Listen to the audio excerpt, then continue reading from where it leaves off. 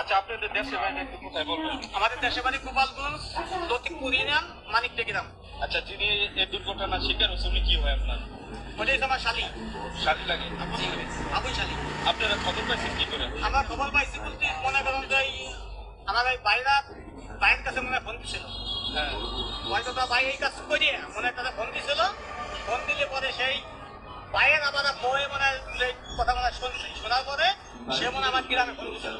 আচ্ছা। যে এই ঘটনা আমি শুনলাম, তোমাকে কি মাই ধরে ফেলাইছে কিনা এটা বলতে হবে না, কিন্তু তবে এরকম কিছুটা শুনছি। না, আমরা শুনছি যে একটা ভিডিও নাকি পাঠানো হয়েছিল। হ্যাঁ, যাই হোক এরকম কি পাঠাইছেন আমি তো যাই না। আমি গোবের যদি কথা আমার দেরি বলে যাবো, পরে আমরা মনে করেন যে আসলাম। আমার ছেলে আগে একবার এনে আইছিল, আসার পরে সে বাসা ছিল, আমরা তো এই জায়গায় বাসা ছিল। পরে সে বললাম তারপর আমি বাসা ছিল। পরে আমরা সে অটো নিয়ে আইছি, আসার পরে এসে দেখলাম যে একে সেকেন্ড খোলা, আর ভিতরে রুম খোলা, মানে লাগাই দিচ্ছে। আপনারা সর্বপ্রথম এদিকে মানুষের খবরটা পাইনি, রুমের লোকেই পাইনি খবর।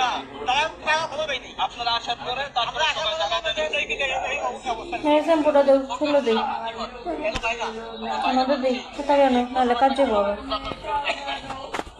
তাড়াতাড়ি তাড়াতাড়ি। বলতে পারবো না, তবে বাইরে মনে হয় ফোন দিছিল। বাইরে ফোন দিছিল, পরে হ্যাঁ বউ বাবা কে বেঁচে কেমনে বা শুনছে, সে আবার গ্রামে ফোন দিছিল। এমনে এমনে পরিবারের এই জায়গায় কেউ নাই, ঘরের সন্তান আমার একটা আছে।